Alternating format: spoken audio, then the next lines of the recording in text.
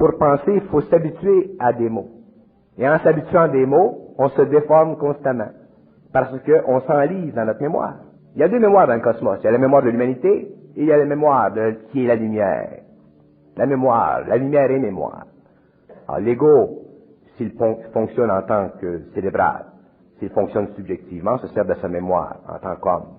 Mais si l'ego entre dans la conscience supramentale, s'il perd son intellect, s'il perd sa faculté de penser, il a besoin d'une mémoire. Il y a une autre mémoire, mais ce n'est pas la même mémoire. Ce n'est pas une mémoire subjective, mais c'est une mémoire universelle.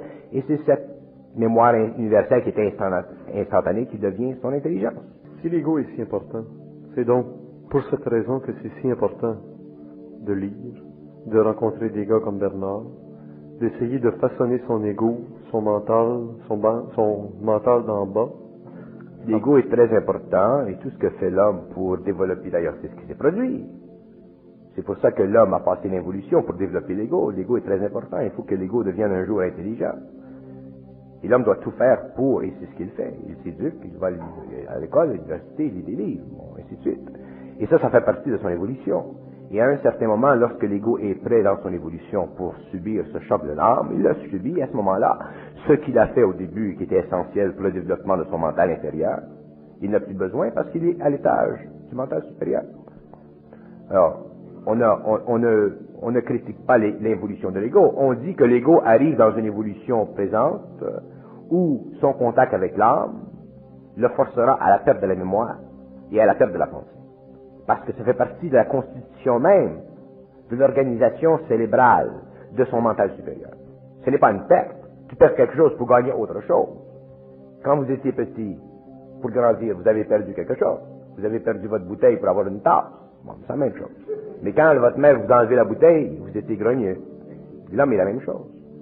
Bernard de Montréal, on se revoit dans un mois pour parler à ce moment-là de votre guide spirituel ou votre guide astral. Le mien ou le vôtre? Celui de tout le monde. Quand je parle de l'ego inconscient de l'homme entrave son évolution. L'ego inconscient de l'homme. Lorsque l'ego se conscientise, l'ego devient la fondation de l'évolution de l'homme, qui le mène à son individualisation. Et pour empêcher qu'il y ait de fausses interprétations concernant l'âme et l'ego, plus l'homme avance dans le temps, plus il apprend à connaître les mystères de la vie, et plus il apprend à comprendre le mystère de l'âme. Lorsque je dis que l'ego en évolution, l'ego conscientisé, l'ego qui est devenu esprit, l'ego qui est devenu lumière, deviendra le point fixe de l'évolution de demain, que ce même ego aura une relation différente avec l'âme qu'il a eue auparavant. Là auparavant où l'ego a subi aveuglément, inconsciemment des expériences pour l'évolution de l'âme, une fois que l'ego est arrivé sur le plan de l'âme et que l'âme est suffisamment évoluée et qu'il doit se faire une reconnexion entre les deux, l'ego devient très important et l'ego, autant au début servait l'âme, autant l'ego demain devra pouvoir se servir de l'énergie de l'âme, c'est-à-dire que l'âme devra le servir. Dans l'évolution, l'ego aidait à l'évolution de l'âme. Dans l'évolution, l'âme aidera à l'évolution de l'ego. Que voulez-vous dire par le pire esprit? Le pire esprit dans le sens que je l'emploie. Ça s'écrit comme esprit. Bon, c'est d'un seul mot pour commencer. C'est P, E accent aigu, R-I-S-P-R-I-T. Le pire esprit, c'est une énergie de l'ego. C'est une énergie qui se situe entre le mental inférieur de l'homme et le mental supérieur de l'homme. C'est le pont entre le mental inférieur de l'homme et le mental supérieur. Et par cette énergie, l'homme a accès à la visibilité de l'éther. Seulement lorsque tout son corps astral a été transmuté en énergie mentale. Alors, le périsprit, c'est une continuation, c'est le transfert, si vous voulez, de l'énergie astrale vers l'énergie mentale supérieure. C'est un pont. Lorsque l'homme se transmute, l'énergie astrale devient périsprit, dans ce sens que l'énergie astrale permet à l'ego inconscient de devenir ego conscient, c'est-à-dire au mental inférieur, de se servir simplement de l'énergie du mental supérieur pour fonctionner. À ce moment-là, l'ego n'a plus besoin du support de la pensée personnelle, il n'a plus besoin du support de la mémoire personnelle pour fonctionner, parce que le périsprit est suffisamment puissant pour canaliser instantanément l'énergie du mental supérieur vers le mental inférieur. Qu'arrive-t-il à un individu? Qu'arrive-t-il à un individu après qu'il se donne la mort en se pendant? Qu'est-ce qui le pousse à faire cet acte? Bon, j'ai déjà expliqué que l'homme ne se suicide pas seul. Lorsque l'homme se suicide, c'est qu'il a été influencé par des forces sur d'autres plans, ce que les gens appellent des intelligences ou des entités négatives. Et si l'on va plus loin dans l'explication de ce qu'est une entité négative, on la définit comme étant une mémoire karmique de l'individu. C'est cette force qui influe sur l'ego parce que l'ego n'a pas suffisamment de volonté et c'est ça qui lui permet de vivre le suicide. Ce sont des questions d'ordre psychologique très précises. Une personne qui reçoit des chocs électriques à 18 ans pour des dépressions nerveuses est-elle sujette à en faire le restant de ses jours ou elle peut s'en tirer à ne plus en faire? Je n'ai pas l'intention de discuter médicalement ce qui se passe, mais une personne qui reçoit des chocs électriques, si ces chocs sont trop sévères, les chocs électriques peuvent débalancer le corps éthérique, ce qui débalance le corps astral, ce qui peut débalancer le corps mental. Jouer avec l'électricité au niveau du cerveau, c'est une question scientifique. Et ce n'est pas à moi en public de discuter la valeur ou l'autre de cette méthode. Mais je peux dire que cette science, appliquée au cerveau de l'homme, c'est une science extrêmement délicate. Quelqu'un qui gagne 100 000 $, est-ce purement par hasard ou elle s'est attirée ce gain par quelque chose de spécial? Le hasard n'existe pas, ça fait partie du plan de vie de la personne, ça fait partie de son expérience. Une personne peut gagner 100 000 $ et prostituer sa vie, perdre sa femme parce qu'il en trouve une autre. Il y a toutes sortes de choses qui peuvent se produire quand on a 100 000 $. Ça fait partie de l'expérience de l'homme, mais il n'y a pas de hasard, non. Une personne qui souffre de psoriasisme pendant 32 ans, lui provient-elle de la peur continuelle de tout? Le psoriasis est une maladie qui relève de l'incapacité du corps astral de changer son rythme de pulsation.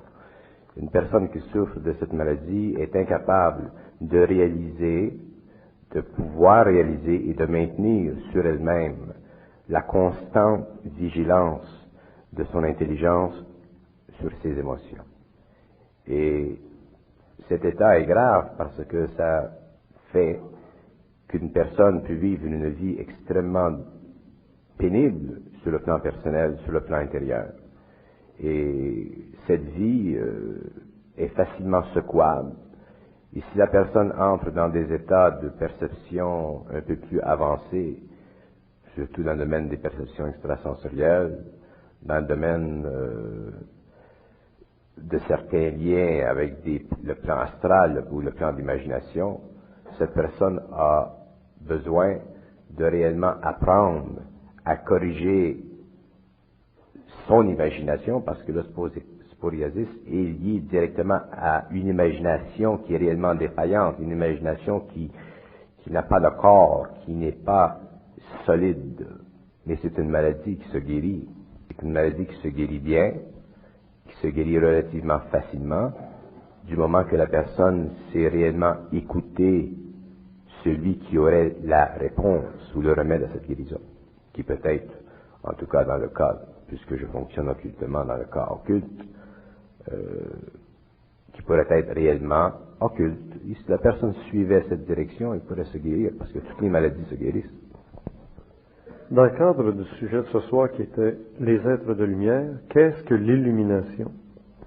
L'illumination, c'est une conception spirituelle, c'est une expérience spirituelle astrale, mystique, ça ne vaut rien.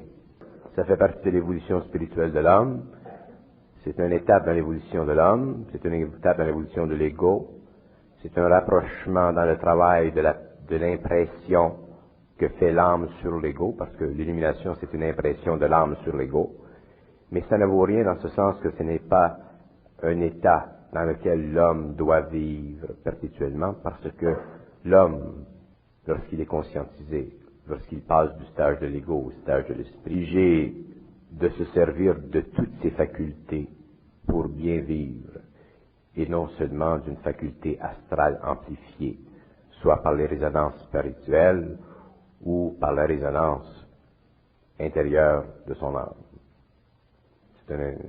Ça fait partie de l'évolution de l'homme.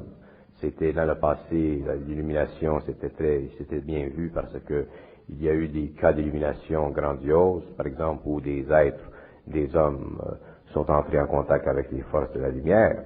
Mais l'homme doit entrer en contact avec les forces de la lumière sur un plan d'égalité. Sans cela, il perd toute individualité et ne peut pas correspondre avec ses forces que dans un mouvement de haut en bas. L'homme éventuellement doit travailler avec ses forces d'une façon scientifique et non d'une façon spirituelle.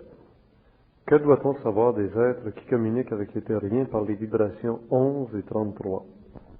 La vibration 11 est une vibration qui s'achemine par le biais de la thyroïde et qui sert à transmuter la vibration de la thyroïde dans un canal pour l'ajuster éventuellement à une sorte de perception au niveau de l'oreille. La vibration 33 est simplement un changement de pulsation dans l'hémisphère droite qui correspond à un travail qui peut être fait par ces êtres-là, mais qui influe sur l'individu dans ce sens que l'individu est obligé de recevoir et n'a pas la capacité d'entendre ce qu'il reçoit. Et lorsque vous recevez quelque chose et que vous n'avez pas la capacité d'entendre ce que vous recevez et de comprendre éventuellement ce que vous recevez, vous vivez des états spirituels et ces états spirituels servent et font partie de votre expérience spirituelle et psychologique. Mais un jour, vous devez arriver à un autre niveau de compréhension où vous avez la possibilité d'interpréter parfaitement ce que vous recevez en tant qu'information et aussi de pouvoir vous soulager de ces mouvements vibratoires dans votre cerveau ou dans votre gorge. Parce qu'on ne peut pas, en tant qu'homme, être constamment influencé par des forces vibratoires sans pouvoir, à un temps quelconque, en dominer les raisons d'être et, à ce moment-là, en faire cesser l'exécution. Parce que l'homme deviendrait automatiquement un robot si ses forces étaient de plus en plus poussées et qu'il ne parvenait pas à en réduire totalement la raison d'être originale. L'homme, les gens parlent, vous disent souvent, je sens ceci ou je sens cela. Il y a des gens qui ce sont de vrais, ce sont comme des arbres, ils fonctionnent comme des arbres, ils sentent tout, ils sentent ici, puis ils sentent là, puis ils sentent là. On peut pas passer notre temps à sentir tout le monde. Surtout dans une salle comme ça. Alors, l'homme doit être suffisamment encapsulé dans sa propre énergie pour qu'il soit totalement libéré d'une sensation extérieure. Le psychisme, c'est retardataire. Éventuellement, l'homme ne doit pas être psychique. Mais aujourd'hui, on considère le psychisme comme étant une sorte de pouvoir du sixième sens, ou ci ou ça. Mais les gens souffrent de leur psychisme. On ne doit pas souffrir de ce que l'on est. Si on souffre de ce que l'on est, on n'est pas justement accordé à soi-même. Il y a beaucoup de gens qui souffrent de vibrations, ils sentent. Il y en a qui prennent quasiment feu quand je passe à côté. C'est ridicule. Parlant de feu, la crémation, en Orient, on brûle les cadavres, et en Occident, on brûlait les sorcières. Puis la religion chrétienne a refusé la crémation très très longtemps, alors qu'en Orient, c'était la meilleure façon de passer de l'autre côté. Alors qu'est-ce que ça signifie là sur le plan? La crémation de cadavres, naturellement, quelqu'un qui se fait crémer, quelqu'un qui se fait crématorier,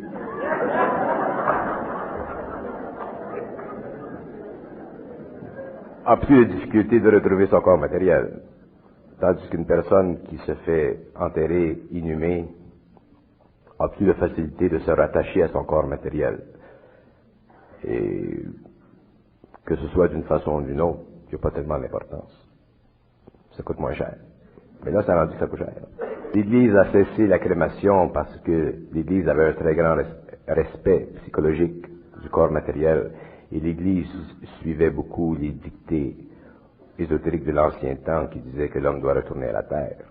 Mais si l'homme passe par le feu, il retourne à la poussière quand même, alors il n'y a pas de différence. Mais ça fait partie du fait aussi que dans l'Orient, il y avait énormément de pratiques ésotériques. L'Orient est ésotérique, était extrêmement ésotérique. Et on sait que le feu a une grande portée dans la vie de toutes les sociétés qui sont très près de l'ésotérisme.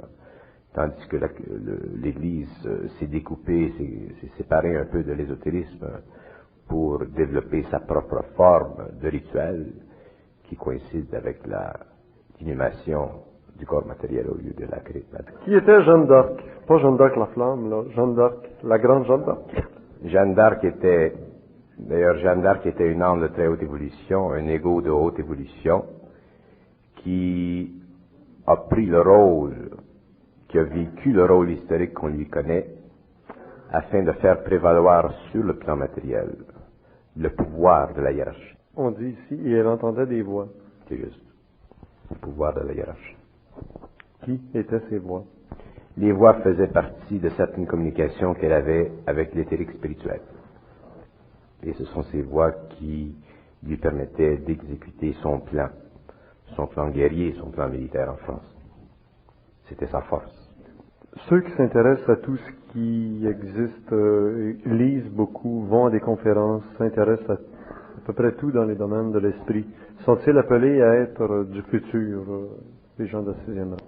Ça fait certainement partie de la sensibilité de l'âme, l'évolution de l'ego. Mais les gens qui font partie de la 6e race, les gens qui seront appelés à immortaliser le corps matériel, ils se connaissent. Ils sont dans différents pays du monde et ils se connaissent. D'ailleurs, si les gens ne réussissent pas cette fois-ci, ils réussiront l'autre. Il ne faut pas se presser. Mais ceux qui vivront ce passage d'un autre plan le savent, le sentent. Ils ne le comprennent pas nécessairement parfaitement, mais le sentent. Ils se sentent un petit peu drôles, un petit peu différents des autres.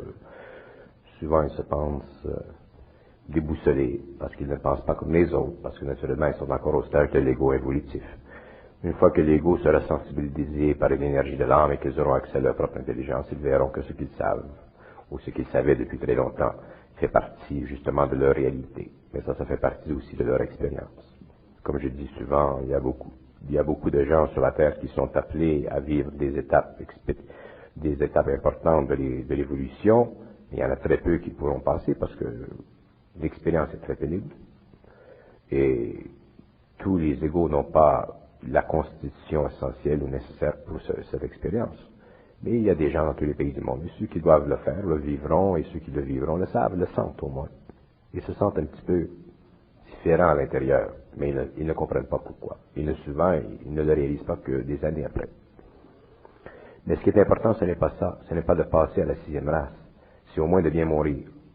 Alors, si les gens réussissent à vivre leur vie au niveau de la 5e race, d'une façon suffisamment consciente et bien mourir, à ce moment-là, c'est déjà beaucoup. Pour les autres qui ne meurent pas, mais c'est une autre étape d'évolution. Qu'est-ce que vous entendez par bien mourir? Bien mourir veut dire mourir suffisamment consciemment, suffisamment en dehors de la forme, en dehors de la crainte, pour passer à l'autre étape de l'évolution, qui leur sera facilement expliquée, facilement compréhensible lorsqu'ils seront de l'autre côté, pour qu'ils ne soient pas pris dans les illusions de la personnalité qui est prisonnière du temps dans l'astral. Parce qu'entrer dans l'astral ignorant, c'est pas une solution intéressante. C'est comme venir dans le monde matériel à 25 ans, sans éducation, sans moyen de travailler, sans aucun outil, et on doit apprendre, on doit se faire guider, on doit se faire instruire, et ainsi de suite. On est mieux d'arriver de l'autre bord tout de suite avec notre intelligence, notre facilité de comprendre, et à ce moment-là, l'évolution de l'autre côté va beaucoup plus rapidement, et les gens à ce moment-là peuvent aider ceux qui sont pognés de l'autre côté dans le temps à aider aussi à leur évolution. Parce qu'une personne qui meurt peut aider à d'autres personnes sur les autres plans à évoluer. Parce que je vous jure que sur les autres plans, c'est pas toujours un cadeau, ceux qui sont là. Lorsque vous dites qu'il faut savoir et non croire, alors que dans la Bible on dit croyez sans avoir vu, expliquez-moi. Dans la Bible, on disait croyez sans avoir vu, parce que dans la Bible, on devait développer chez l'humanité la foi, parce que la foi était essentielle pour développer chez l'humanité la spiritualité. L'homme avait besoin d'un concept de Dieu, l'homme avait besoin d'un concept spirituel, l'homme avait besoin d'une providence qui guidait les destinées de l'humanité, alors on devait lui parler d'une certaine façon. Mais maintenant que l'homme entre dans un autre cycle d'évolution, les façons dont on lui expliquait les choses dans ce temps-là sont changées, Et avec le temps, l'homme apprendra que dans l'évolution, on n'a rien à croire, on doit savoir. Une fois qu'on sait, quand on sait, la nécessité de croyance n'est plus là. C'est simplement un changement de peau. Ce qui est difficile, et je m'adresse à tout le monde dans la salle, essayez de comprendre que dans le passé de l'humanité, dans toutes les civilisations de l'humanité, ce qui a été fait était bon, était essentiel, était nécessaire, faisait partie de l'évolution de l'humanité. Mais maintenant que l'homme entre dans une phase comme ceci, l'évolution, en contradistinction avec l'évolution, où au point de jonction, il y a une destruction de forme, il est évident que l'homme doit totalement réapprendre ce qu'il a connu dans le passé pour s'abreuver d'une autre intelligence pour qu'il puisse éventuellement connaître les mystères de la création. Sans ça, l'homme serait dans l'ignorance pendant des siècles, et dans l'ignorance, l'homme ne peut que détruire cette planète. Les témoins de Jéhovah refusent la transfusion sanguine parce que pour eux, le sang, c'est l'âme. D'où vient cette idée? C'est une conception ésotérique, c'est une conception qui est sujette à l'interprétation, mais je ne peux pas discuter de la croyance de ces hommes, parce que ces hommes ont droit à leur croyance et je dois la respecter. Et je ne veux pas jeter de la lumière sur des croyances qui peuvent être expliquées d'une autre façon, une lumière qui puisse aveugler ceux qui n'ont pas suffisamment de sensibilité pour la voir ou la sentir parfaitement. Ce serait nuire à ces gens-là, et il y a énormément de ces gens-là, et ces gens-là sont des êtres spirituels en évolution, ce sont des êtres qui cherchent, ce sont des êtres qui se confient à la foi, ce sont de très bons êtres, et je ne peux pas discuter catégoriquement de leur point de vue. Je peux le faire en privé, mais non en public, ce n'est pas de mes affaires. Comment se fait-il que le Nazaréen avait la force de la lumière et qu'il s'est laissé mourir sur la croix pour les hommes au lieu de se servir de la lumière? Parce que ça faisait partie du drame cosmique de l'effusion sur la Terre. Le Nazaréen avait un tempérament, avait un caractère, et selon l'organisation matérielle de ses corps, il pouvait vivre l'expérience primitive, barbare de Jérusalem. Et le plan qui a été exécuté sur le plan matériel en relation avec son âme et son ego, et la lumière qui activait son être, était un plan cosmique et était essentiel et devait se faire ainsi. Mais les initiés de l'avenir ne mourront plus comme les initiés dans le passé parce que dans l'avenir, les hommes n'auront plus à être éduqués. Mais comme dans le passé, les hommes devaient être éduqués, à ce moment-là, il était essentiel que les hommes vivent certaines émotivités spirituelles pour que se construisent dans leur mental et dans leur émotion certains centres de gravité qui sont devenus pour eux des religions et qui ont servi à l'évolution des civilisations. Dans le cas du Nazaréen, la civilisation occidentale. 4 bonnes questions présentées par un physicien. Alors, les premières, on parle des ovnis, mais graduellement, on va en arriver à d'autres niveaux. Alors, les ovnis ne se déplacent pas en se propulsant dans l'espace, mais plutôt déplacent l'espace pour se propulser. Lorsque l'on atteint la vitesse de la... Une à la fois, j'ai pas de Ok. La première, les ovnis se déplacent en créant autour d'eux un vacuum. Il y a 2 sortes d'ovnis. Il y a des ovnis qui se déplacent en créant autour d'eux un vacuum. Il y a des ovnis qui se déplacent en se servant de l'énergie antigravitaire. Ils sont très peu les ovnis qui se servent de l'énergie antigravitaire. Ils sont très évolués et cette forme de technique n'est pas parfaitement mise à point. La plupart des ovnis se déplacent en créant autour d'eux un vacuum parfait et c'est le système de propulsion qui leur sert. Est-ce que plus on vieillit, moins on devient conscient? Le vieillissement est le résultat de l'inconscience et aussi le résultat de l'effet de l'émotivité sur le temps de l'homme. L'homme vieillit à cause de son émotivité. Si l'homme était supramental, son émotivité ne serait pas la cause de son vieillissement parce que l'émotivité n'existerait pas et son vieillissement serait simplement lié aux forces mécaniques de sa constitution matérielle, mais à un certain moment ces forces cesseraient et l'homme pourrait par son mental continuer à vivre très longtemps. Que je vis le détachement, je crois que je me rapproche des plans de l'évolution supérieure. Si c'est vrai, je crois que c'est un des indices d'évolution actuels qui est valable pour moi et pour tous les autres. Le détachement est une attitude psychologique envers la forme, envers la matière ou envers la forme, un point c'est tout. Toute attitude provient de l'ego et toute attitude provenant de l'ego est une attitude spirituelle dans ce cas. Et toute attitude spirituelle éventuellement lorsque l'homme entre dans la conscience supramentale est détruite. Parce que dans la conscience supramentale, l'homme n'est ni attaché ni détaché. Il est. Si vous attachez au détachement, vous êtes attaché pareil. Si vous détachez de l'attachement, vous êtes détaché pareil. Donc d'une façon ou d'une autre, vous êtes attaché. Quand vous êtes attaché, vous ne pouvez pas vous détacher tout seul. Ça prend... D'où provient l'origine de la lumière dans l'âme? L'origine de la lumière dans l'âme. L'âme est lumière. L'âme est lumière. L'âme est faite de lumière. Mais l'âme, aujourd'hui, n'est pas l'âme il y a des éons de temps. Il y a des éons de temps, l'âme était atomique, et avec le temps, l'âme est devenue plus vaste.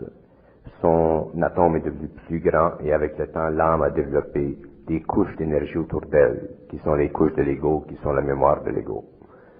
L'âme, un jour, devra revenir à un état pur, autrement dit, perdre les couches autour d'elle, et l'homme, à ce moment-là, l'âme sera revenue à son stage original, mais avec un niveau d'évolution supérieur qui constitue l'agrandissement de son centre atomique. L'âme est lumière, mais l'homme ne peut pas voir la lumière de l'âme telle qu'elle est s'il la voit par le biais du corps astral.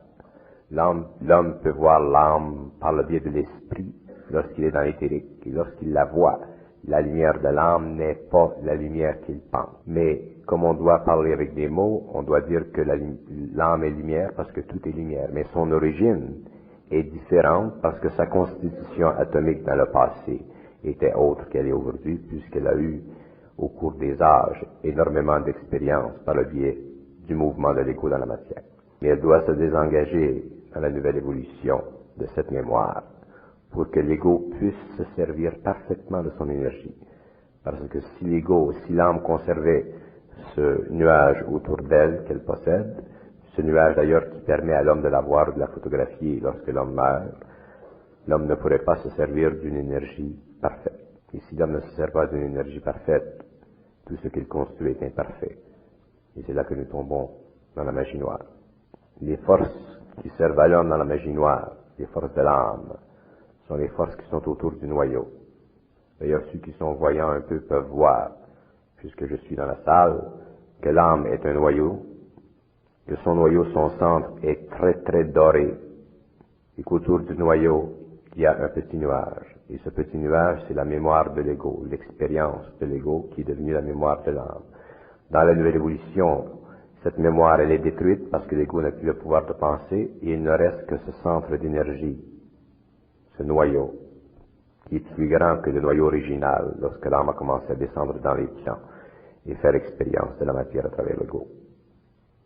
Quelle est l'utilité de l'homme à Dieu? Quelle est l'utilité de l'homme pour Dieu? Pourquoi l'homme? Pourquoi l'être humain? Pourquoi pas? Toujours pour Dieu, pour le... T'es bien, tu vis, content, t'es assis, tu manges. L'homme, lorsque l'homme pense, il se demande des questions. La femme pense aussi? Oui, quand je parle de l'homme, je parle de l'homme. Lorsque l'homme pense, lorsque la femme pense, je ne veux pas être accusé de misogynie. L'humain. Lorsque l'homme pense, il pense des questions. Et les questions qu'il pense sont les limites de son esprit. Et les limites de son esprit sont le voile qui lui empêche de savoir. Alors, regardez, deux choses. Si l'homme pense et vit ça, automatiquement, il développe des attitudes. Bon Dieu, ticite, moi je ticite. Moi je suis un petit cul, lui c'est un grand cul. Alors l'homme perd la volonté, perd l'intelligence et se soumet. Si ceci était ouvert, l'homme ferait descendre les forces, se servirait des forces, les forces le transmuteraient, le nettoieraient, et ensuite il pourrait se servir des forces d'une façon parfaite, équilibrée, harmonieuse, avec l'intelligence, l'amour et la volonté. Et à ce moment-là, l'homme se casserait plus la tête, en haut et en bas. C'est pour ça que ces questions-là doivent éventuellement disparaître de la psychologie de l'homme pour que l'homme entre dans un autre niveau de pensée universelle. Sans ça, on s'affaiblit, on s'affaiblit, on s'affaiblit, on s'affaiblit. On vit toujours en soumission, alors qu'on doit vivre en volonté, en intelligence et en amour. Qui a créé les extraterrestres? Les extraterrestres ont vécu des stages d'évolution qui sont différents ou un peu parallèles à celui de l'homme, mais les extraterrestres ont été créés dans leur forme originale par les forces de la lumière. Les formes originales se sont densifiées. Les extraterrestres ne sont pas des êtres de lumière dans le sens que on peut l'employer. Les extraterrestres sont des hommes comme nous, mais ils sont plus évolués que nous parce que leur évolution a été extrêmement différente de la nôtre. D'ailleurs, la Terre, c'est une planète expérimentale, une des grandes planètes expérimentales de la galaxie. Et les extraterrestres n'ont pas eu à vivre l'émotion humaine. Les extraterrestres n'ont pas eu à vivre l'émotion de l'amour humain. Ils connaissent l'amour cosmique, mais ils ne connaissent pas l'amour humain. Tandis que l'homme a été obligé de vivre l'amour humain pour plus tard mettre l'âge dedans, pour vivre l'amour cosmique. Alors, l'évolution est différente. Les extraterrestres comme l'homme ont leur origine dans les plans extrêmement subtils de la lumière où les formes ont pris naissance il y a des très grandes périodes de temps dans le passé. Une chose qui me fascine avec l'homme est extrêmement curieux et je le comprends. Ça fait partie de la pensée. La curiosité est un piège. Non pas parce que la curiosité n'est pas bonne en elle-même, mais parce que la curiosité n'est pas bonne pour l'homme. En elle-même, elle est bonne, parce qu'elle amène à l'homme, à son mental, de l'énergie. Mais pour l'homme, elle n'est pas bonne, parce qu'elle lui empêche de vivre dans le supramental, où la curiosité n'existe pas. Alors, qu'est-ce qui se produit? L'homme de la curiosité vit, mais aussi de la curiosité meurt. Couteau à deux tranchants, la curiosité. C'est pour ça que l'intellect est un couteau à deux tranchants. C'est pour ça que la mémoire de l'homme est un couteau à deux tranchants. Et c'est pour ça que l'ego, lorsqu'il entre en contact avec les forces de l'âme, se coupe la tête sur les deux tranches, émotivement et mentalement, des deux côtés. Vous nous avez déjà dit dans le passé qu'on ne savait pas ce qu'était l'amour véritable. Qu'est-ce que c'est l'amour? L'amour universel, l'amour, c'est un principe d'énergie, c'est une force, ce n'est pas un sentiment. Nous connaissons l'amour en tant que sentiment, mais l'amour universel, comme l'intelligence universelle et la volonté universelle, sont des principes d'énergie. Ces principes d'énergie descendent dans l'ego, se manifestent dans l'ego, lorsque l'ego et l'âme sont suffisamment ajustés. Mais l'ego qui n'est pas ajusté à l'âme ne peut pas vivre cet amour ou cette intelligence ou cette volonté parce qu'il est justement pas ajusté. Il est dans l'ego subjectif, il est dans la subjectivité. Ce n'est que lorsqu'il sort de cette subjectivité qu'il se détache, si vous voulez, pas par lui-même, mais qu'il devient détaché par la force des choses, par le travail qui se fait en lui, qui bouleverse en lui, qui le transmute. C'est à ce moment-là qu'il commence à comprendre, à vivre cette énergie qu'on appelle amour. Mais le mot amour est un concept humain, comme le mot intelligence est un concept humain, comme le mot volonté est un concept humain. Si vous allez dans d'autres mondes, on ne parle pas d'amour, d'intelligence ou de volonté. On a d'autres façons d'expliquer ces principes universels qui sont infiniment puissants et qui servent à l'organisation et à l'évolution et à la destruction des mondes. C'est une énergie, c'est un principe. Un principe, c'est une catégorie de réalité qui ne s'applique pas à la dimension psychologique de l'homme ou de quelque race que ce soit. C'est une catégorie de réalité qui ne s'applique qu'à la conservation de l'énergie. Et toute conservation de l'énergie dans les terres où l'homme vit, où l'homme se sert de son mental supérieur, est une pulsation parfaite de ce principe. Et c'est de ce principe que l'homme vit. Ce principe, c'est une pulsation constante d'une énergie. Les hommes l'appellent l'amour, la volonté, l'intelligence. Mais parce que les hommes ont en eux de la réflexion, ou ont en eux du sentiment qui leur permet de mesurer, soit par le mental inférieur ou par le sentiment ou l'émotion, cette chose, parce qu'il y a une correspondance électrique et chimique à l'amour, à l'intelligence et à la volonté. Mais lorsque l'homme est dans l'esprit, lorsque l'ego est transmuté en esprit, lorsque l'homme n'a plus de mémoire, lorsque l'homme ne pense plus, lorsque l'ego n'a plus de réflexion, lorsque l'axe entre l'âme, la personnalité et l'ego est devenu une, et lorsque l'homme est infusé de cette énergie, il ne connaît cet amour, cette intelligence et cette volonté qu'en tant qu'énergie et non qu'en tant que principe expliqué conceptuellement. On dit qu'on doit faire le voyage de l'âme pour se rendre à l'historique. Et vous dites que l'âme ne doit pas voyager. Alors, Qu'est-ce que c'est? c'est qu'on dit que on doit faire le voyage de l'âme pour se rendre à l'historique. Et vous dites qu'on ne doit pas faire le voyage de l'âme. Quand je dis qu'on doit faire le voyage de l'âme pour se rendre à l'historique, je dis qu'on doit faire le voyage de l'âme pour pénétrer la mémoire subjective de l'homme, la mémoire antérieure de l'homme, tout ce qui se cache dans l'astral de l'homme. Une personne qui se déplace dans l'astral, dans les mondes de l'astral, fait un voyage de l'âme dans l'historique, c'est-à-dire dans la mémoire du temps, et dans la mémoire du temps personnel, dans la mémoire des formes personnelles. Et l'homme ne doit pas faire ça. L'homme doit un jour substituer le voyage de l'âme, autrement dit le déplacement de sa conscience dans la mémoire, pour entrer instantanément dans la lumière du temps. Et lorsqu'il est dans la lumière du temps, il n'a plus à se servir du plan astral pour faire des investigations quelconques au niveau de la mémoire ou au niveau de l'historique.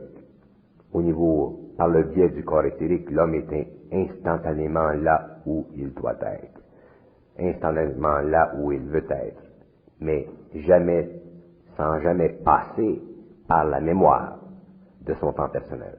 C'est pour ça qu'il est dans le temps universel, ce qui lui permet de connaître les constructeurs et ceux qui travaillent à l'évolution à tous les niveaux de la création, et de travailler avec eux.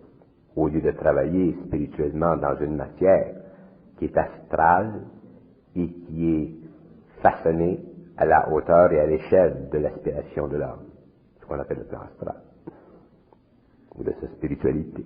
Quelle sera notre attitude future face à la pauvreté matérielle des 2/3 de l'humanité? Vous dites quand vous dites notre attitude future, vous parlez de l'attitude de qui? L'attitude de quelqu'un qui sait ou de l'attitude de quelqu'un qui ne sait pas?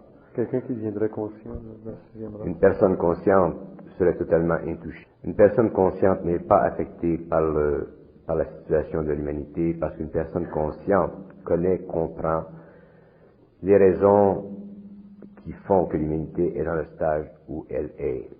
Une personne consciente n'a pas de sentiments humains.